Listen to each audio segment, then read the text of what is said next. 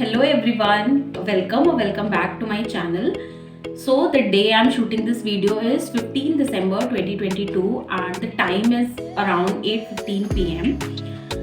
Tomorrow is my last end term exam and I have a vacation of around 8 to 9 days. I'm leaving for Delhi. My train is around 6:30 p.m. from Udaipur and I'll reach by 7 o'clock in the morning there, and from there itself I leave for my trip to Rishikesh.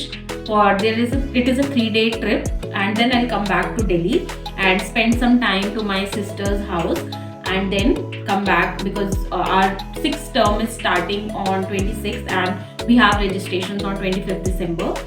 So I'll do my packing. I'll pack with you guys and then we'll go for dinner. I'll study for my tomorrow's exam. I need not pack a lot of stuff, so I'll be taking my IIM Udaipur bag only. So let us take it out first.